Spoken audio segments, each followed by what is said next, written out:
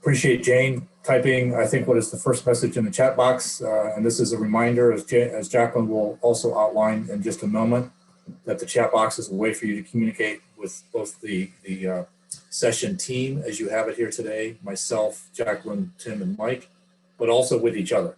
So feel free to use the chat box liberally, but of course, don't let it distract you from the excellent conversation that I think the three of them are going to have. So we're going to go ahead and get started. Good afternoon. Hello, everybody. Today is January 12th. Welcome to the OSU Specialty Crops and Ohio Controlled Environmental Agricultural Center Virtual High Tunnel School. The school is a live weekly seminar and discussion for current and potential high tunnel users. And classes are going to be held live via Zoom at 12:30 Eastern Time or 11:30 Central Time every Tuesday from January 12th through February 16th, totaling 6 sessions. Today is session number 1. Thank you for joining us. We recognize there's a lot of competition for your time, so we appreciate you sharing some of it with us. I'm Jacqueline Kowalski. I'm an A&R educator for Summit County, Ohio, which is Akron. I'm with, and I will serve as your host and moderator for today's session. We'll welcome and hear from our presenters soon. However, there are a couple things before getting to the subject matter that we must talk about to help you get the most from this program. First, as you have probably realized, that you cannot be seen or heard, but your audio and video, our transmission are blocked. I'm currently the only one that can be seen or heard, and soon we'll turn that over to our presenters. Your video will remain off during the entire class, but your options for communicating with me, the presenters, and the other attendees are your chat box and the Q&A box. The chat feature is available by clicking on the chat at the bottom of your window. This will open a box allowing you to type a question or comment and direct it to everyone or someone that you have selected. If you do select everyone, it is viewable to everybody in the meeting. The second way to communicate with others is by audio. To use that option, wait until the Q&A portion of the session, then click raise your hand at the bottom of the window, and I will see that you have your hand raised, and if possible, we'll ask you to unmute yourself and speak. Please note that placing a question in the chat box is very effective. If the question is not answered today, it'll be answered after class. All registrants will receive a follow-up email containing responses to the questions and comments placed in the chat box. And that covers pretty much how we're going to communicate during the session, so let's get started. Today we'll cover season extension options and high tunnels. And we have 2 guests you are sure to enjoy hearing from on that overall topic. Joining us today are Mike Hogan, A&R educator for Franklin County, and Dr. Tim McDermott, A&R educator also from Franklin County. Tim will speak on season extension options, and Mike will talk about high tunnels. Tim, at this time, I'll turn the floor over to you. Thanks, Jacqueline. Thank you very much. So what we're going to talk about first is we're going to talk about microenvironments, and we're going to start this first session with a little bit of the basics of season extension. So when we talk about a microenvironment, and you'll notice up in parentheses I put microclimates, because sometimes you'll see those 2 terms listed interchangeably, but I like using microenvironments over that. If you think about what an environment is, that is the surroundings for a plant or a person or livestock or a building, whereas climate makes us think a little bit more about weather.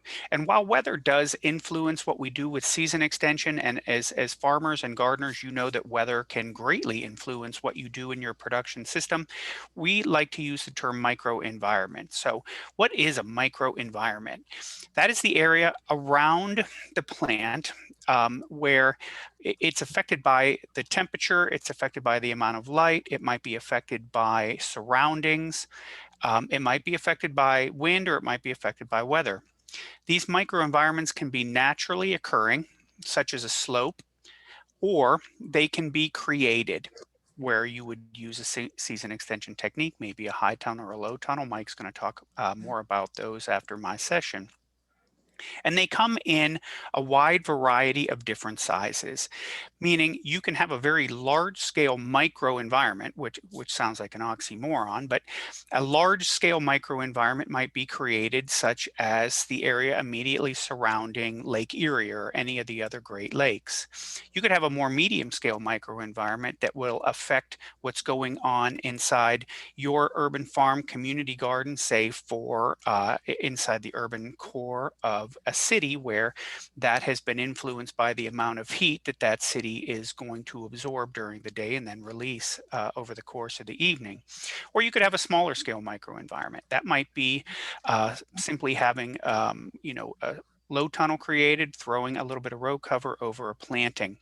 And what's important to realize is microenvironments can affect your plantings in a positive way, but they can also affect your plantings in a negative way.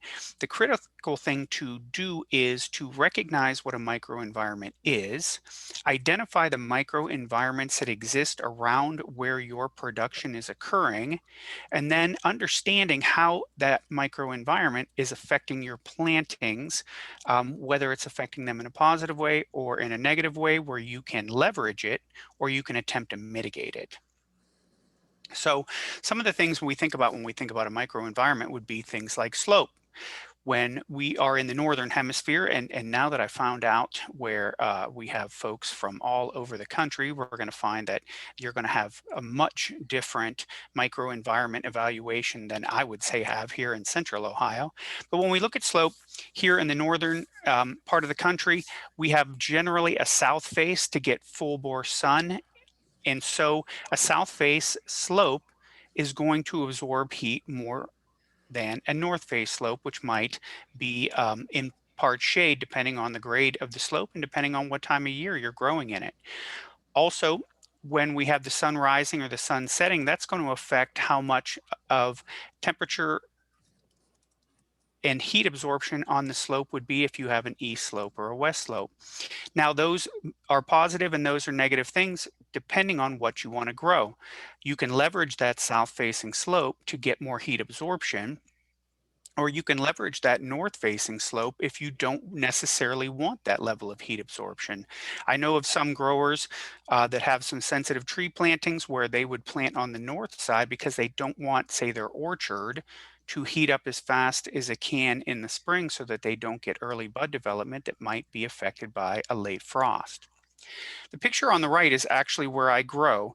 I'm a community gardener and I grow in Wallace Community Gardens. In fact, my plot is pretty much where that little green balloon is. And you can't tell just by looking at this picture, but Wallace is in a deep low point. It's actually a floodplain, a 100-year-old floodplain. It's one of the lowest points in Franklin County, and it is at the base of a hill. So Broadview Avenue is a very wide, as it is named, road, and this is a south-facing slope as it heads up this street. And what happens is Wallace has a microenvironment that when it might be, say, 35, 40, 45 degrees at the top of the hill, because of the movement of that cold air downhill, this is going to frost much, much earlier. And so that is something that I need to make sure that I evaluate, I have to have awareness of, and I have to understand how that is affecting my plantings in case I want to do some supplemental season extension technique. This is an example of positive and negative microenvironments in the exact same space as how they affect my plantings. So this is a container garden, very small scale growing. This is utilizing multiple different things that are affecting the temperature in this area in terms of its microenvironment, right? We have black plastic tubs, they absorb heat. They're on black asphalt, which absorb heat. They are right up against the side of my house, which is also absorbing heat, and they are inside central Ohio in a major metropolitan area.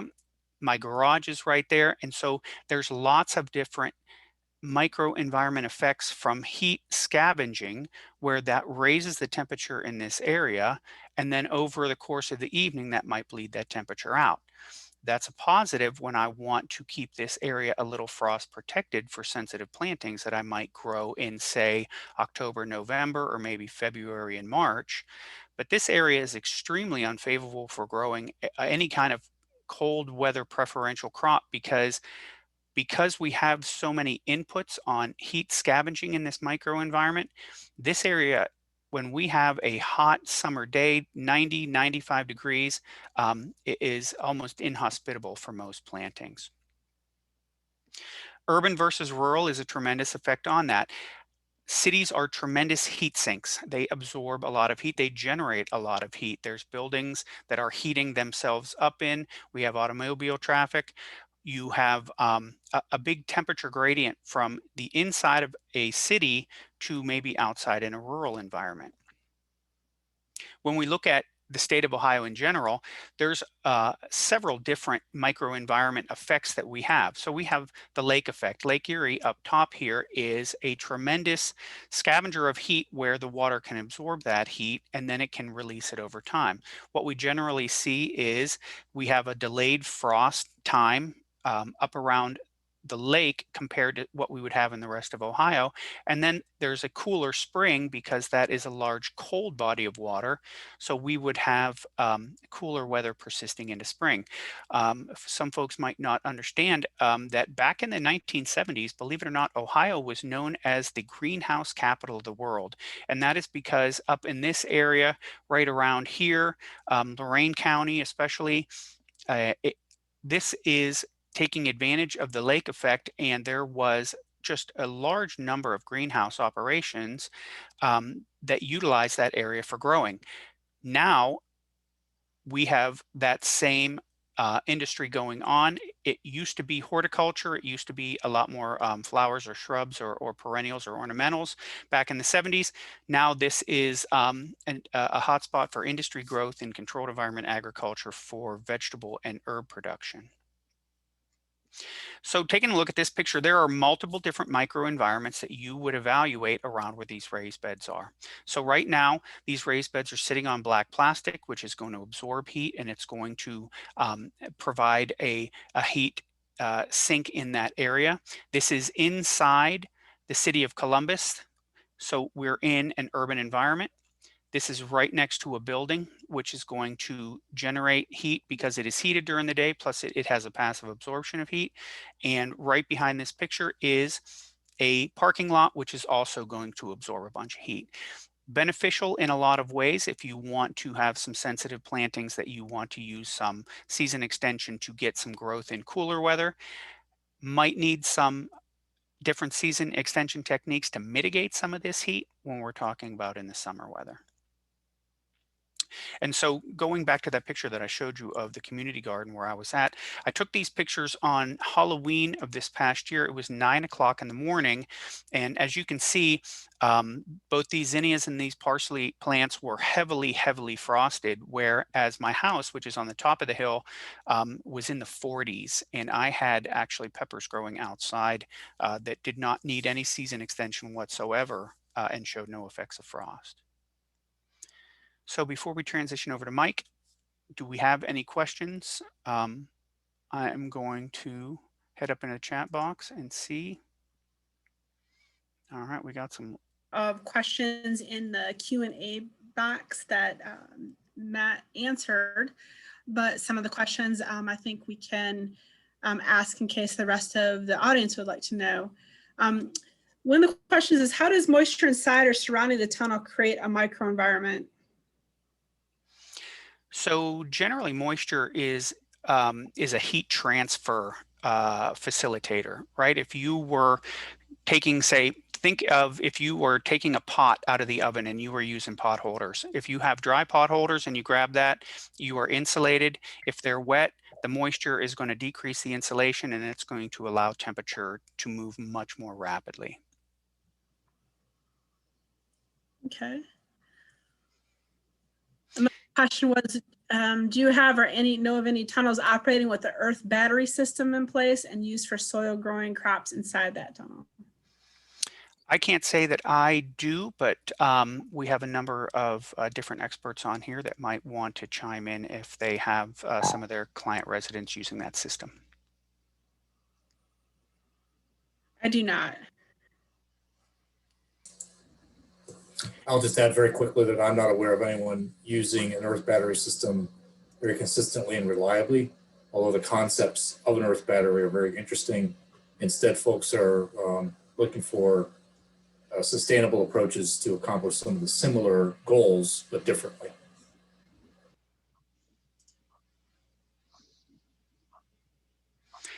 All right. Raise your hand if you, Anthony, if you raised your hand, if you want to go ahead and unmute yourself.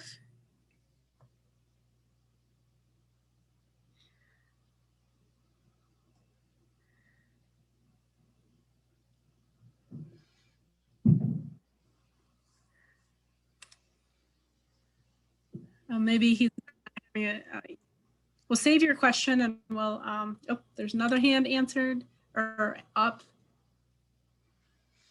And another question. Todd has asked a question in the chat. Is the highest point in Ohio, which is Bell Fountain, a significant microclimate? I'm not sure that that elevation necessarily would be a high level microclimate, but depending on what part of the slope you would be on, I think you would find that there would be at least a little bit of an impact from the town of Bell Fountain, and there would be an impact depending on what sort of slope that you had there. And if you're higher up in the elevation, you might find that you don't have frost impacts that you would find at the very bottom of that. Do you have any approaches to keep rain off a lot of plants?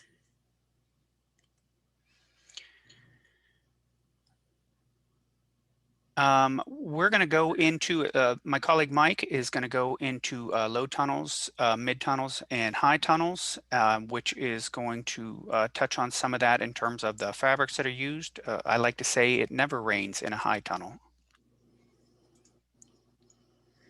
Thanks, folks. I will be monitoring the chat and the Q&A while we transition over to Mike Hogan.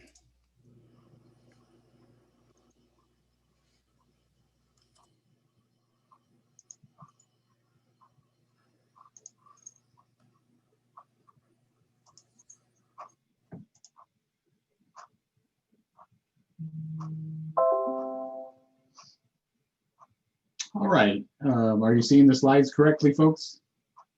Colleagues?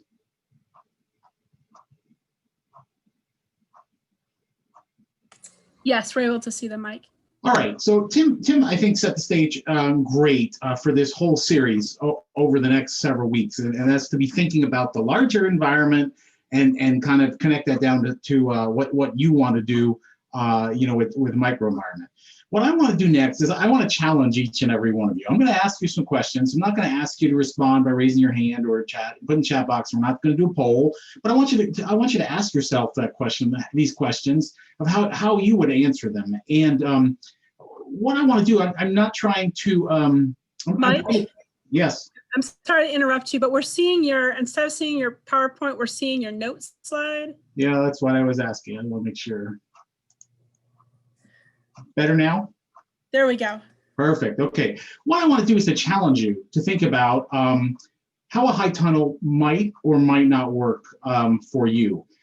Those of you that completed the survey, we were able to see that many of you are at the stage where you're considering adding a high tunnel to your production system. Many of you are just new with a high tunnel system.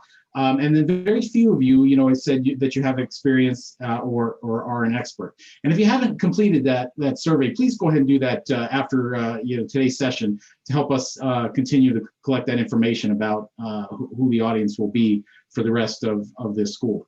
But I want to kind of walk us through how we can figure out whether or not a high tunnel works for us, and are there other season extension approaches or strategies that we might think about. Okay, you've all, I'm going to assume, have seen different high tunnels in different locations. I've worked with many growers for years on high tunnels. I will tell you that most of my experience is with high tunnels in more urban, suburban, peri-urban situations, but certainly have worked with growers in more conventional rural areas that add high tunnels to their operation. So why might we want to extend the growing season thinking like a grower? Maybe you have market considerations.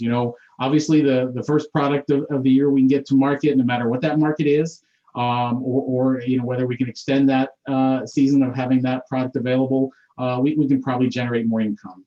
Maybe it's to meet the needs of existing buyers that you have. Maybe you have some restaurant accounts, or you're trying to work with a school system to provide them with fresh produce. Obviously, if you can extend the growing season, to times where we're not going to be able to grow as successfully in ground, there are definite market considerations there.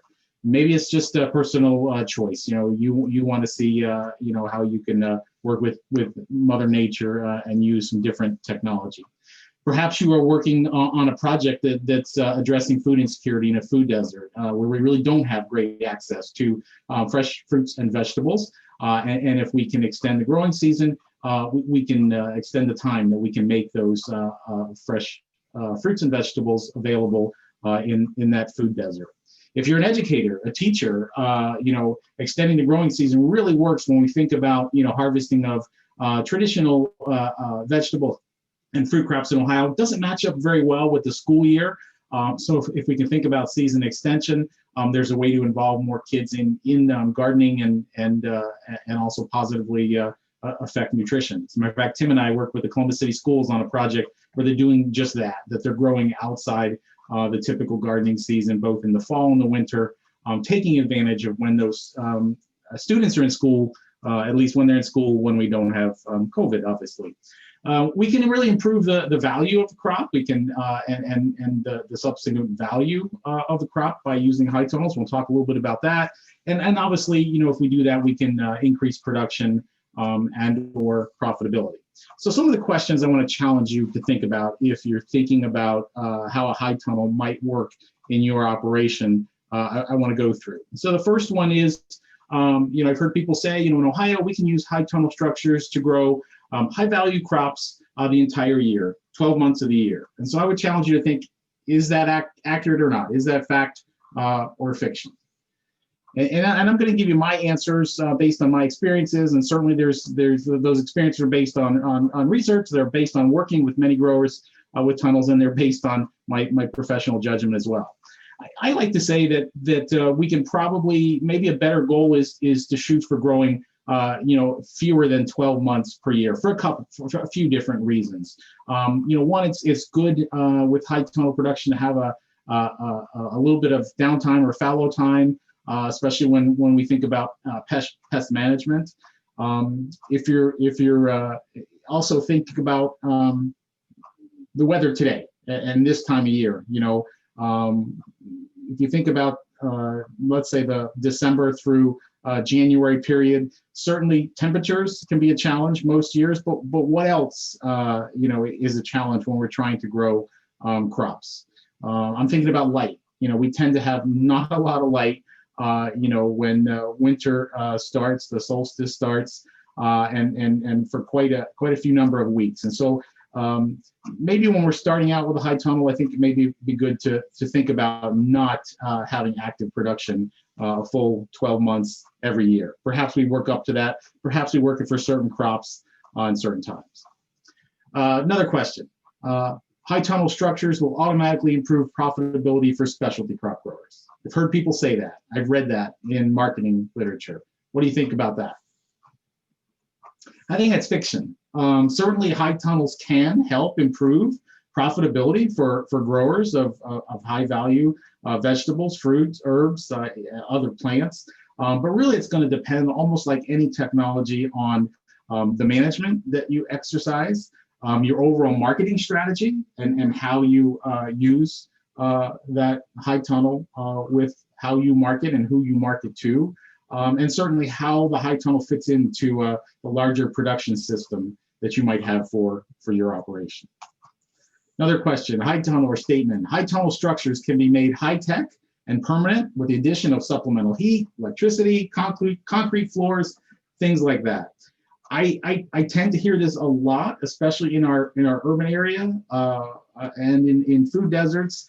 And it kind of concerns me. I really think that by design, high tunnels are meant to be low tech, and they're meant to be temporary structures. The advantage of using a high tunnel to extend the season is we're trying to take advantage of that passive energy from the sun and maintain and use that heat as Tim mentioned. when we start to invest on trying to make these, what really are designed to be temporary structures, more permanent, I think we run into challenges. And if you're in an urban area, you may run into some policy issues, some things that are not allowed by zoning ordinances or other rules that a specific political subdivision may have relative to electricity and permanent water and things like that. So I think if we kind of take the approach and try to use high tunnels the way they're intended, that seems to work best. Those folks seem to have a fair amount of success as I see it. Another statement, high tunnels are the only season extension option for specialty crop growers in Ohio. What do you think? Probably not too true. There are many other season extension techniques that growers can use. Some that are a lot less investment, some that involve less management, some that we may even combine with the use of high tunnels if we decide to erect and develop a high tunnel system. When I brainstorm, here's a list that I kind of come up with of some season extension tools that a grower might use. Everything from planting site selection, whether it's for the high tunnel or in-ground growing, taking advantage of some of those issues that Tim started us thinking about related to microclimates and weather and things like that, to the use of cultivar selection, using different cultivars of the same crop, succession planting, things like that. So maybe if you haven't tried some of these other strategies to extend the season, maybe we try some of these before we jump whole hog into developing a high tunnel. Low tunnels, row covers can be very simple management tools to extend the season, particularly for cool season crops. And then again, some of these other techniques will help again. And we don't have to use them independently. Using them together will give us the biggest bang for the buck, if you will. I'm not trying to talk us out of high tunnels. What I am trying to do is make sure we go in it with eyes wide open. Worked with a lot of growers over the year who have had difficulty. They decide to implement a high tunnel system. Maybe they participate in the cost share program that's available through NRCS, and it really doesn't turn out the way they hope for a whole bunch of reasons. That's what we're trying to prevent by thinking about these things up front. Now, there's a lot of advantages to using a high tunnel or a hoop house to extend the growing season. Obviously, it gives us the opportunity to grow crops at different times of the year, longer than we typically would. We can control the quality of produce a little bit better, keeping that rain off the crop. As Tim mentioned, it doesn't rain in the high house, or it shouldn't rain in the high tunnel. That lack of rainfall, both on the foliage of the plants and the soil, helps us control foliar diseases, a little bit better than in-ground growing outside the hoop house. So that can really help with quality control and producing a higher quality product. It certainly does give us some other challenges with some other diseases, particularly soil-borne diseases or other diseases that might be favorable because of the humid conditions that we might have in the hoop house.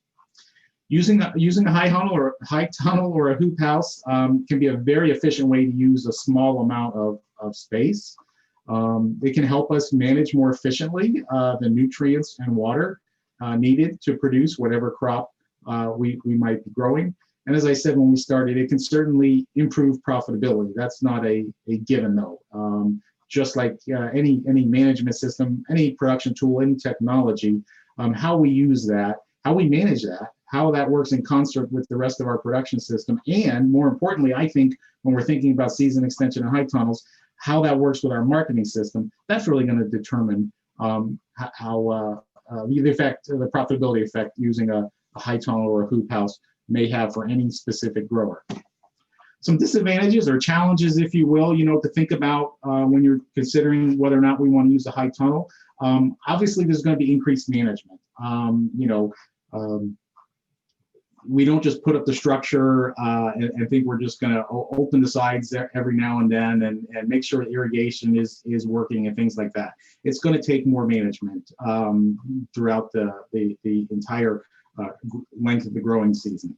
There's going to be challenges for certain crops for pollination. And certainly these challenges can be dealt with, but it takes planning and it takes management. And these sometimes we see growers who don't think about these things up front, and they just are faced with different challenges during that maybe first growing season. And I think it's helpful to think about how we're going to react to these things before we ever think about designing or putting up a hoop house. Certainly, there's a cost to not just purchasing and installing a high tunnel, but maintaining it. Plastic doesn't last forever. Certainly, the plastic that we use today is a lot better and lasts longer than it did when high tunnels were a little newer, 10 or 15 years ago. But there's going to be ongoing costs. And so even if you get some cost share through the NRCS High Tunnel Initiative, there certainly are going to be additional costs to you for other systems, whether it's irrigation, for maintenance, for replacement, things like that. So there's maintenance costs is something to think about up front. In a more urban or suburban type setting, you may need to have a zoning permit or a certificate of zoning clearance, some political subdivisions call it.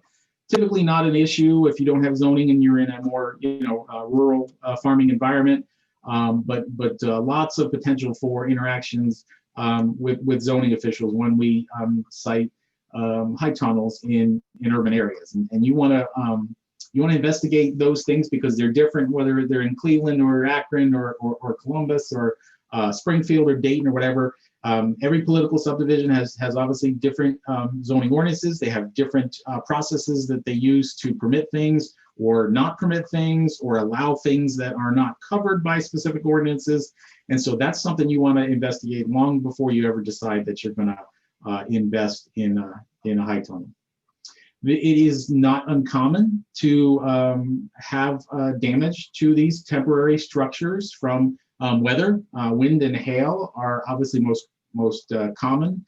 I have seen, like when we have the large wind and thunderstorm events, and the children's backyard trampolines go rolling down the street or down the backyards. We've seen the same thing happen with high tunnels. Hail obviously is a threat. And in urban areas, we have specific challenges with high tunnel damage. Some related to wildlife, cats particularly, we have experienced issues with causing damage with the plastic, and cinder blocks are very deleterious to a high tunnel. So that's the first thing we think about, is to not have cinder blocks used in raised beds next to high tunnels or sitting around high tunnels in urban areas, because damage from those two-legged critters is also a consideration. So some thoughts on how to evaluate whether or not a high tunnel is a viable option for you. I would just challenge you to not have high tunnel vision, if you will. Think about, are there other ways that you could extend the season depending on your operation, your specific crop, how you market, before you maybe even go to thinking about a high tunnel. And then think about using more than one technique. So we go ahead and develop a high tunnel. Are we also going to maybe use row covers and other season extension techniques in the high tunnel? Okay. I think individual objectives for each of you are different than objectives I may have as a grower. Your management skill sets are going to be different than mine or Tim's or someone else. And so that should really drive what techniques you're going to use. Not saying that those management skills can't be developed. They certainly can be. Not saying that someone else involved in your operation, a family member, partner, might have those skill sets, but we should think about that up front and not address those things as they come up as crises, as you will. Locations, specific microclimates, things like that should be considered when we're trying to figure out which season extension techniques will work best for us as growers. And remember that some techniques are going to extend the entire growing season. Others will just extend the growing season for certain crops. I'm thinking about cool season crops, or even some particular cultivars with different characteristics. Here are some resources, and this presentation will be available online. We can also send you a PDF if you send us an email. But here are some resources that I find helpful. That first one on the list there is a USDA SARE bulletin. about season extension, not just high tunnels, but kind of approaches it more holistic approach. What can you do to extend the season? And if you're going to use high tunnels, here are how they might be used. You can see some other topics, some other resources for other topics there. And another one I want to point out is the last one on this slide here is the bottom one. Through our SARE program, we have online topic rooms about different topics. And we have a very robust topic room on season extension and hoop houses. And in that topic room, there are lots of different resources on managing high tunnels and hoop houses, how to evaluate cultivars, different types of crops and different types of cultivars even within crops for use in high tunnel production systems. There are case studies of growers there that have used high tunnels and other season extension techniques and what works for them and what doesn't. There's a message board there to connect to and all sorts of really good resources that are helpful for folks that are exploring whether or not a high tunnel works for them, as well as maybe an experienced grower that already has a high tunnel and is thinking about some challenges or doing some things differently. So I think we've got time for additional questions now, Jacqueline. Mike, we have a lot of questions. I'm going to group a couple of them together because they were based on condensation inside high tunnels. What strategy would you recommend, or anybody else on the panelists recommend, for reducing condensation? I'll let all of our colleagues certainly chime in as you'd like, but I think certainly ventilation is important with high tunnels, and that could be at any time of the year. Sometimes we think about only taking the ends off or worrying about getting the sides up. When we have warmer weather with warm season crops, but certainly condensation can be an issue almost any time of the year. And so ventilation is going to be important. And again, that's part of that ongoing management. We don't just look at the weather and figure out how we're going to manage the hoop house, today or this week. That we're constantly out there monitoring conditions. Question about shade cloth or paint for summers or high temperatures. I know some growers use those. What sort of experience have you had with those? I've only seen, Jacqueline, folks, first of all, I've only seen growers of food crops using high tunnels to really start considering shade cloth the last few years. And I think that's kind of, I'm guessing that's related to some of the changes we're seeing, with climate change. Nursery growers, retailers who have used hoop houses and high tunnels for either growing or marketing. Very, very common has been to use different types of shade cloth for many years. But starting to see food growers using high tunnels when we have those extended periods of sun that can give us some challenges with specific crops. The one person I'm thinking about that had tried it, was using it. I think he was growing peppers at the time. But how about the rest of my colleagues' experiences that you see with shade cloth over hoop houses?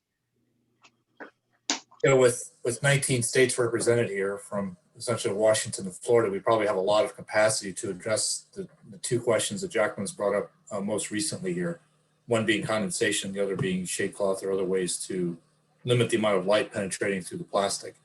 Just a quick comment about condensation. Of course, it happens when air that has more moisture in it, higher relative humidity, comes in contact with the plastic covering the tunnel, which is cooler.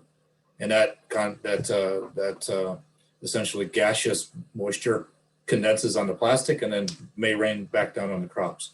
So two strategies I know of. Mike mentioned one, ventilation, which is to try to equilibrate the humidity in the tunnel with the humidity outside the tunnel.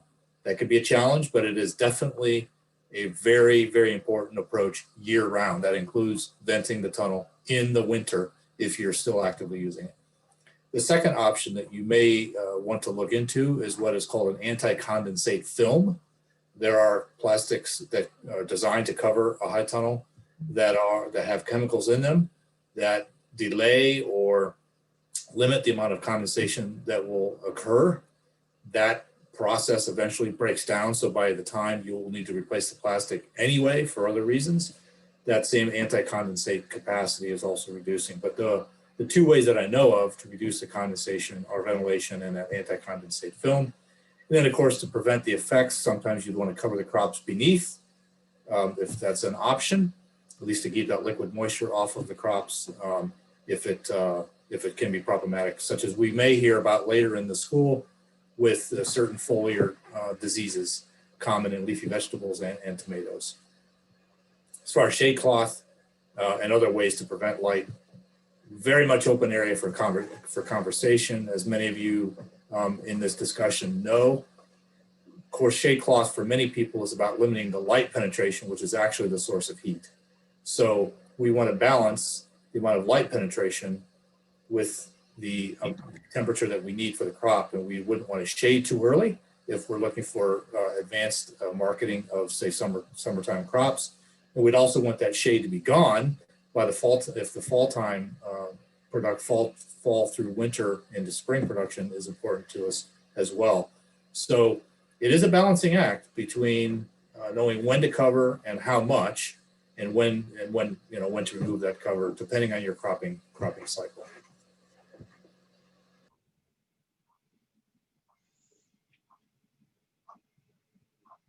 Another question, what do you recommend for brands of tape for patching? I'll defer to Matt. Well, again, as others in this conversation know, there are what we call polypatch tape. It's I don't hesitate to mention a brand name, but it's a tape specifically designed to adhere to the plastic, that 6 mil plastic typical, that covers a high tunnel. It's also designed to be strong, easy to use, and it's relatively inexpensive as well. So, of course, anything at a pinch. If the tunnel has a hole in it, and a big hole, and it might be getting larger, and you don't happen to have polypatch, grab the nearest tape that's available, at least close the hole for the moment, and buy yourself some time to get the proper polypatch. And just a word about applying the polypatch, of course, it would be better if this area around it is dry. So I and others have been known to take if you have electricity available, actually take a hair dryer out very carefully. If it's the time of year like right now, dry the plastic, let it cool, but then apply the polypatch or the tape to help it adhere. There's a question that Tim's answering, but I think it would be benefit to the whole group.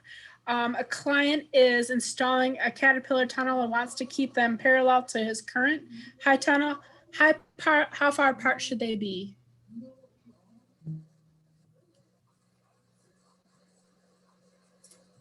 I was going to say, at least for buildings, I've seen 3 times away as they are tall, but and that's going to be good for shade mitigation. But there are some Caterpillar or the Meso tunnels where they just line them up right next to each other all the way across, and sort of take advantage of the fact that you can kind of put them together. I think, Matt, are you going to be going over the Meso tunnel systems or some of those mid Caterpillars later on in the series? Yeah, I mean, eventually, yeah. So we'll touch on them, but Tim is spot on. There's that rule of thumb with 3 times the distance between them being 3 times the height, or at least 1.5 times the height, for sure.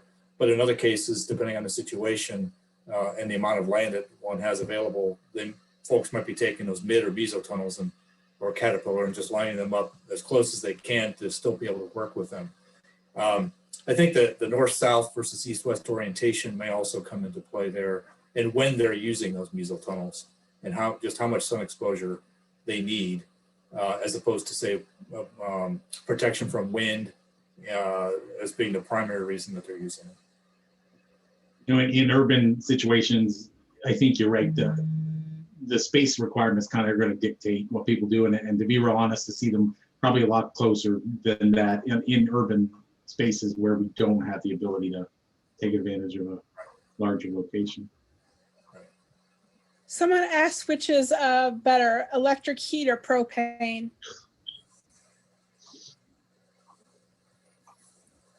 No heat. I know there are places, in specific climates, where it is more common to use supplemental heat.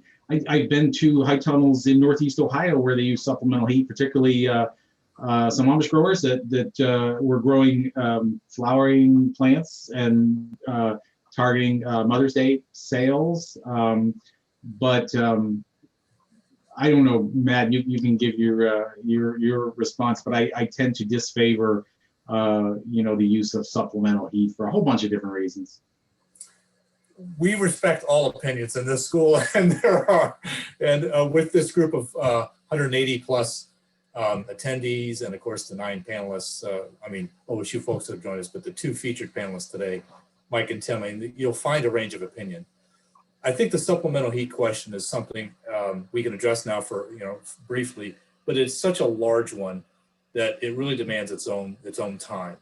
So on the one hand, you say, I'm going to add heat. I raise the temperature. Isn't that great? Well, if you're adding heat in the middle of winter and there's no light, it doesn't matter. It actually makes the crop go backwards because it's respiring without feeding itself through photosynthesis. So and of course, as Mike alluded to, you definitely want to make sure it's return on investment. Whatever you're paying for the heat, whatever money you're using, you're spending on that heat, you want to be certain that you're getting an adequate return on investment. So there are ways to help calculate those returns on investment depending on the heat source and the crop. And I think they're beyond maybe the details are beyond full discussion today. But I would just encourage people as they leave the session today to think heat and light, not just temperature, are really what making the high tunnel go. And just to add, I've known a couple of growers that have used supplemental heating in their high tunnels. The expense is tremendous. It's just tremendous to try to heat up a high tunnel reliably for any length of time. At some point, you are losing money on what you're doing by pumping heat in there that you'll never get back with any price point for your crop. But at the same time, again, acknowledging the range of experience, there are literally hundreds, possibly thousands of high tunnels that are heated, and during the earliest part of the year, because they might have a tomato crop that's developing in them, they're trying to finish off a wintertime crop, and those growers have done their due diligence and identified that it actually provides them with the appropriate return on investment. So it does happen. It's just that applied, I would say, without regard to the cost and just with the interest of raising the temperature in mind, that's when I personally have begun to see the operation kind of go off the rails, because it's an over application of a good thing. One thing I think is also important to note and check in your NRCS contract, if that's where you've received the funding for the tunnels for, or the zoning for your city, because some cities will not allow for supplemental heating in high tunnel structures. Another question we had,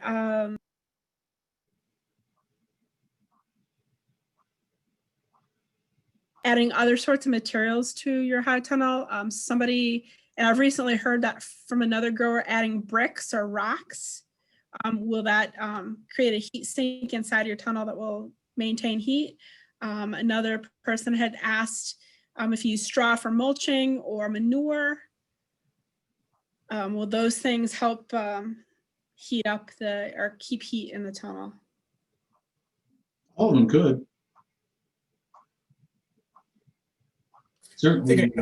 It comes down to, sorry to budge in here, it comes down to a matter of efficiency, folks, just like we were talking about in supplying supplemental heat. With gallons of water, with stones, with big barrels that are filled with water to become heat sinks, which again, Tim did just a phenomenal job of laying out the very important basics, which will be with us going the next 6 weeks. The specifics of our microenvironment and the energy flows. You just have to ask, how efficient are the stones, the water, in absorbing and then transmitting that heat uniformly throughout the tunnel. And that's why you tend to find that most people who are very interested in heating, maintaining their tunnel at the set temperature, actually provide supplemental heating. But again, they've done the math and determined that it will provide them with a great return on investment. Jacqueline, one real good question in the chat box has to do with a high tunnel book for quote dummies. There are quite a few excellent resources out there. Mike showed you a number of them in his PowerPoint. I'd like to recommend some books and some guides and some manuals and I think I'll probably do that separately, but I'll just name in an email as a follow-up. But just a number of them are available. Iowa State University has, and Ajay Nair has a fantastic high tunnel hoop house manual. Purdue University has an excellent beginner's guide. The Northeast quadrant of the U.S., Maine, New Hampshire, Vermont, Massachusetts, New York, they all have fantastic resources. I'm not saying OSU doesn't have any. We have our own. But as far as comprehensive high tunnel manuals, in addition to Elliot Coleman's books and other books written by other farmers like Walking to Spring, are excellent places to begin. Mike, a couple people want to come visit the high tunnel in your background. That's where I'm sitting. I wish, right? Yeah, that's a good example of a educational, using it as an educational tool. That's hoop houses at Highland Youth Garden, which is in a very economically distressed food desert neighborhood in Columbus, and really, really cool place. And it looks nice on a day like today when we have no sunshine or warm weather, doesn't it? So when circumstances return a little bit more to where we have the opportunity to do visiting, OFA manages along with OHCEAC, manage a number of tours over the summer months. So keep your eyes out for those here in Ohio. And I know other states have similar sustainable ag tours. So keep your eyes open for them. The more tunnels you can visit, the more you'll learn for sure. There was a question, will we be discussing methods of collecting rainwater that's shed off of a high tunnel?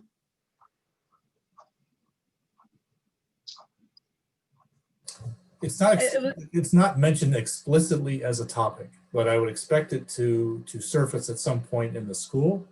So I encourage you to follow up, participate in further sessions. It's not listed as a specific topic, but again, it may come up.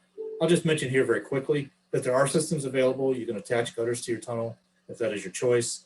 You want to be mindful of what you're going to do with that water and the fact that it may or may not meet FSMA, Food Safety Modernization Act guidelines, because there may be, for example, bird droppings on the tunnel, which then wash into the rainwater, which then go onto the crops, which are then taken and consumed without a heat or chemical treatment. So rainwater catchment is a fantastic option, but it has some drawbacks. And Louis Jett at West Virginia University, I regard, at least in my area here of Ohio, he's one of the forerunners in that particular area. But yes, it's an option. It's just that it does have drawbacks. Okay. Someone asked about irrigation systems, and that will be addressed in the, I think, February 9th high tunnel workshop. Trying to see if there's any other questions. There's a question about removing Gallant Soldier. I think maybe they meant to say Galsoga in the from the high tunnel, which can be a very productive weed.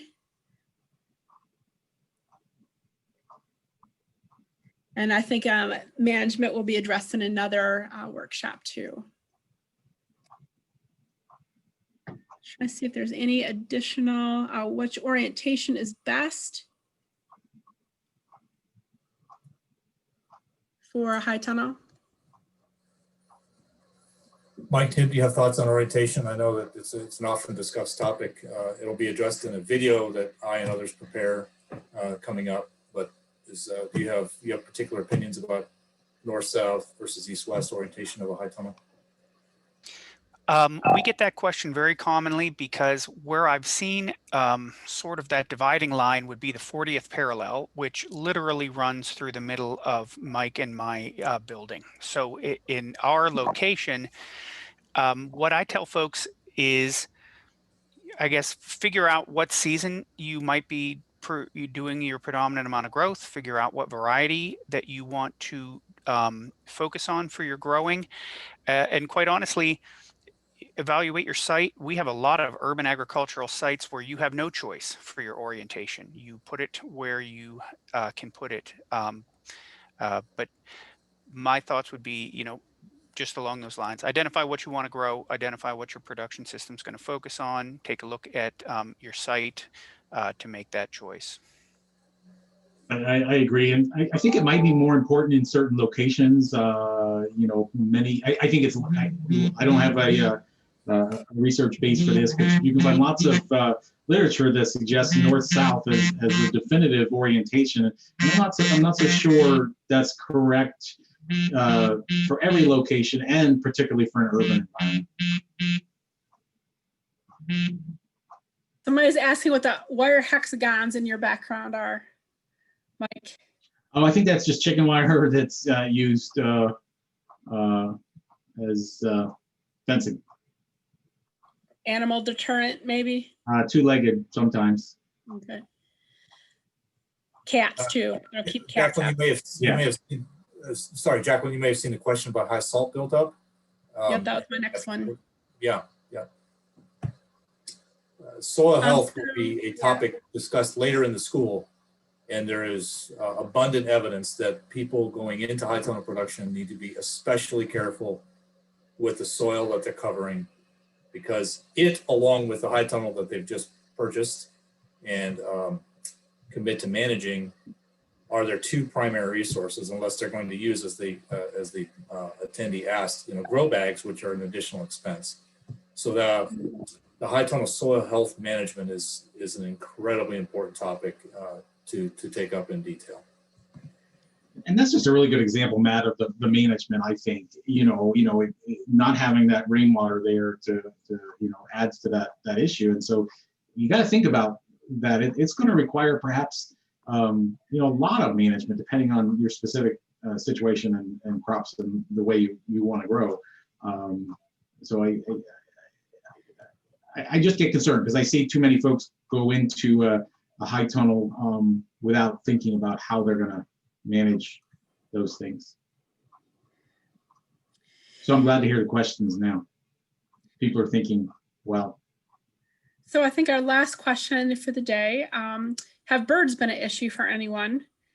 I can say that a couple of my growers have had birds trapped in high tunnels, and they have tried to peck their way out, so they've made the holes, and maybe other people have had similar things happen.